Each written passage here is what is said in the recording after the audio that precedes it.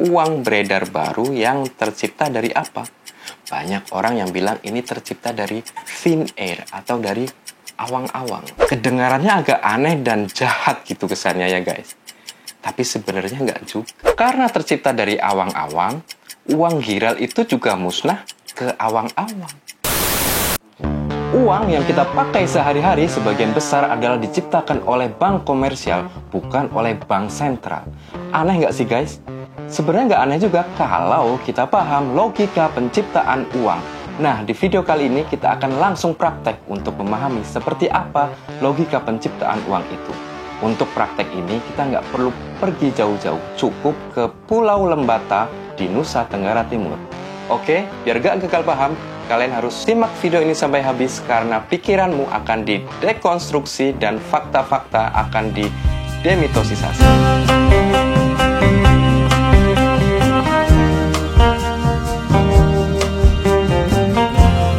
Bagi sebagian orang dan ekonom, wujud asli uang pada awalnya adalah yang berbentuk komoditas, misalnya dari metal seperti koin emas, perak, tembaga, atau komoditas non-metal seperti garam, kerang, biji kopi, dan lain-lain.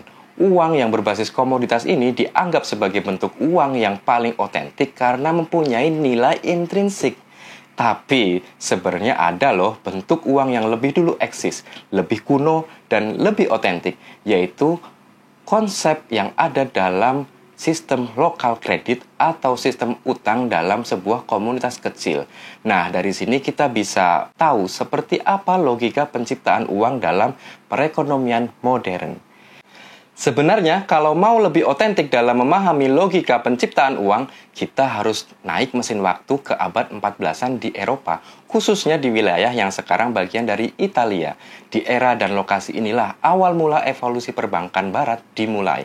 Atau kalau mau lebih purba lagi, kita bisa juga setel mesin waktunya ke belakang lagi di era Kekaisaran Romawi, Yunani kuno, hingga peradaban-peradaban kuno lainnya seperti di China, India, Sumeria, dan lain-lain.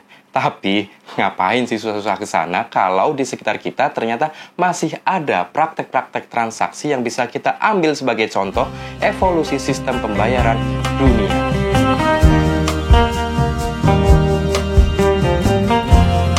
Kabupaten Lembata adalah sebuah pulau kecil di Provinsi Nusa Tenggara Timur.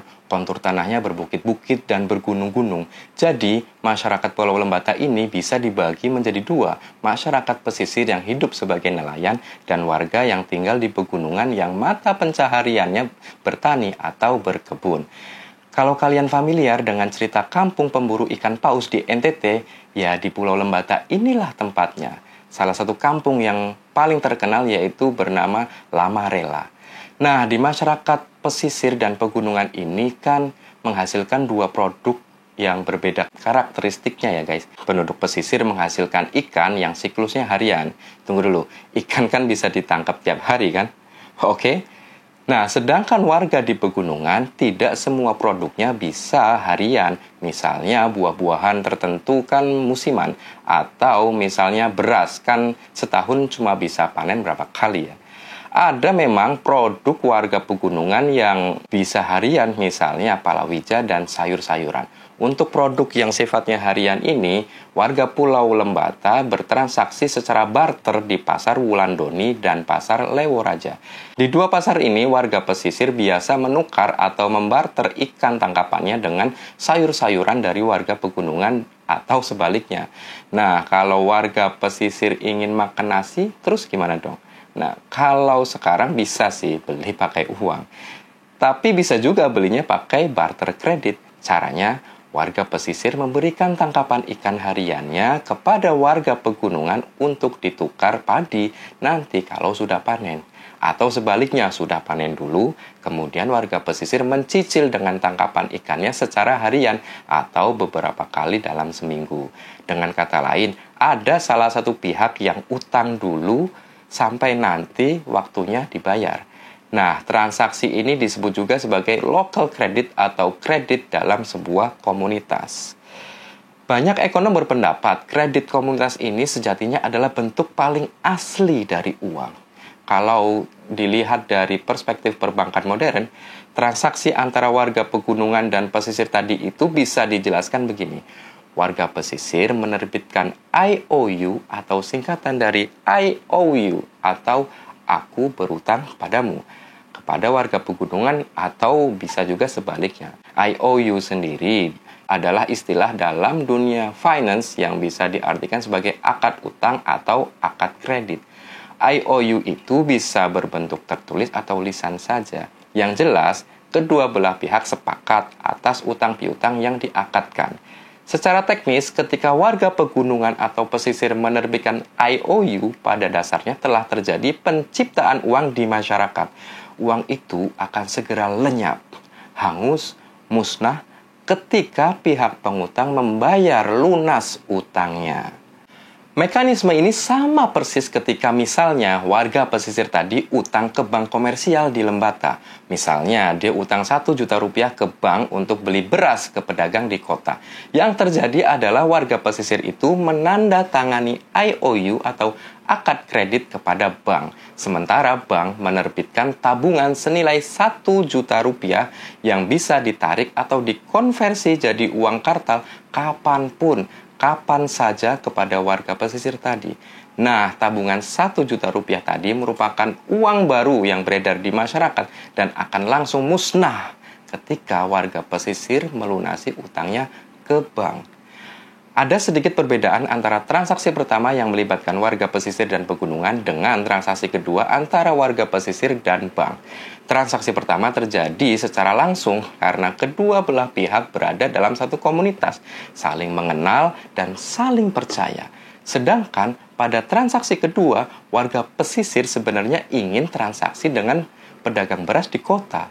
Tapi mereka ini kan nggak saling kenal, Pak, dan nggak saling percaya. Jadi, disinilah bank masuk sebagai mediator yang memfasilitasi transaksi jual beli beras antara warga pesisir dengan pedagang kota tersebut.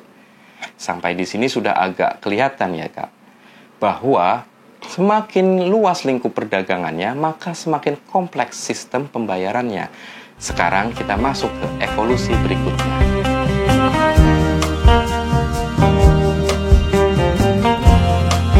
Sekarang teman-teman coba bayangkan jadi pemilik bank atau bankir di Pulau Lembata. Ternyata nih, warga pesisir tadi itu jadi langganan beli beras ke pedagang di kota. Daripada capek-capek si warga pesisir itu harus ambil uang kartal dulu di bank, terus dibayarkan ke pedagang berasnya, kan ribet. Gimana kalau kita tawarkan aja ke kedua pihak itu untuk buka rekening tabungan di bank kita? Kalau mau transaksi kan lebih mudah. Ketika pembayaran, tabungan di rekening warga pesisir tinggal dikurangi, sementara tabungan pedagang beras ditambah. Bagi warga pesisir dan pedagang beras, mereka senang karena transaksinya lunas dan lancar. Bagi bank, lebih senang lagi karena bank nggak perlu ngeluarin uang kertas atau koin alias uang kartal dari brankas mereka. Ini kan soal pencatatan atau pembukuan aja, guys. Angka di rekening warga pesisir dikurangi dan angka di rekening pedagang beras ditambah. Selesai. Everybody happy.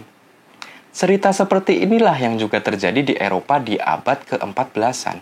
Waktu itu, orang-orang Italia Utara seperti di kota Genoa, Florence, Siena itu sering berdagang ke seantero Eropa, terutama dengan pedagang dari Flanders yang sekarang ini masuk wilayah negara Belgia. Nah, orang-orang kaya di Italia seperti keluarga Medici paham banget, guys. Kalau berdagang ke Flanders atau wilayah-wilayah lain itu jaraknya jauh, banyak begal. Pokoknya resikonya tinggi. Ditambah, setiap wilayah itu punya uang koin masing-masing, di mana bobot dan takaran metal di koin itu berbeda-beda. Untuk memfasilitasi perdagangan itu, Medici dan keluarga-keluarga kaya lainnya membuka semacam money changer di Italia, juga di Flanders. Jadi, kalau pedagang Italia mau beli barang di Flanders, mereka nggak perlu bawa uang, Pak. Sesampainya di Flanders, mereka tinggal ke kantornya Medici.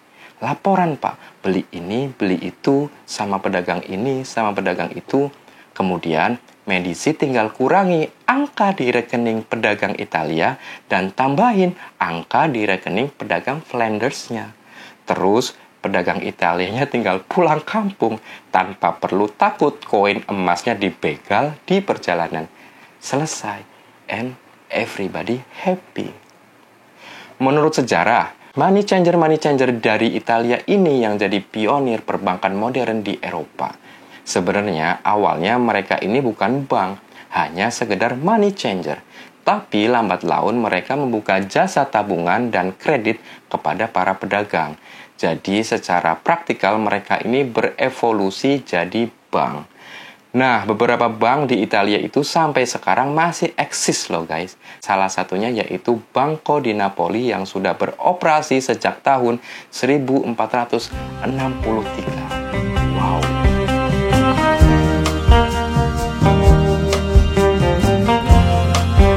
Logika penciptaan uang oleh bank komersial bisa semakin mudah kita pahami kalau kita perhatikan proses bagaimana uang itu tercipta dan bagaimana uang itu musnah. Sebelumnya, buat teman-teman yang belum tahu perbedaan antara uang kartal dan uang giral, bisa tonton dulu ya video sebelumnya yang di sini. Jadi, uang giral itu kan tercipta ketika debitur mendapatkan kredit dari bank. Dalam pembukuan atau akuntansi perbankan, terdapat dua kolom. Bukan kredit debit ya, tapi assets dan liabilities.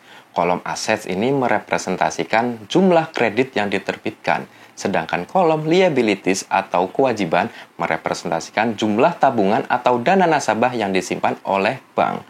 Ketika misalnya bank memberikan kredit 100 juta rupiah pada kita, maka bank menambahkan angka 100 juta di kolom aset. Sampai di sini sangat jelas ya. Karena kolom aset kan merepresentasikan jumlah kredit yang diterbitkan bank. Tapi belum selesai sampai di situ, Pak. Karena bank itu mencairkan kreditnya dalam bentuk uang giral di tabungan atau rekening kita, maka di saat yang sama, bank juga mencatatkan 100 juta di kolom liabilities. Nah loh, kok jadi ada 200 juta ya? 100 juta pertama di kolom aset dan 100 juta kedua di kolom liabilities.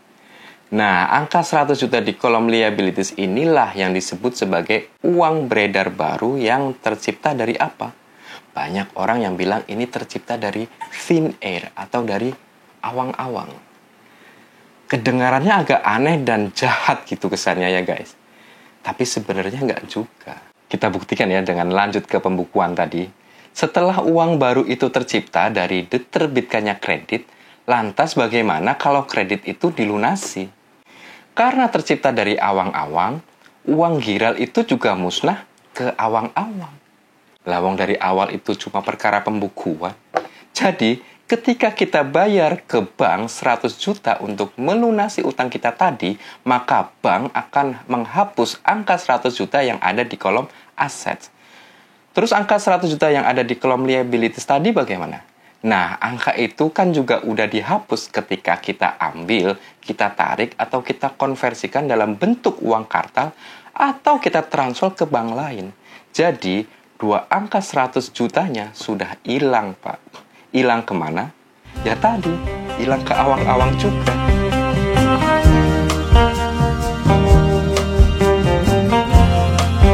Masih ingat soal kredit komunitas dalam cerita transaksi antara warga pesisir dan warga pegunungan di Pulau Lembata yang tadi di awal, teman-teman? Secara mekanisme itu sebenarnya sama persis dengan kredit perbankan barusan. Sama-sama terjadi karena adanya akad utang piutang atau IOU. Sama-sama memfasilitasi dan mendorong terciptanya nilai ekonomi. Bayangkan kalau gak ada akad itu. Warga pegunungan kan jadi malas kan untuk nanam padi lebih banyak. Begitu juga warga pesisir juga jadi malas untuk nangkap ikan lebih banyak. Artinya, IOU tadi itu meningkatkan produktivitas ekonomi masyarakat. Bedanya, IOU antara warga pesisir dan warga pegunungan itu bentuknya mungkin lisan saja atau tidak tertulis.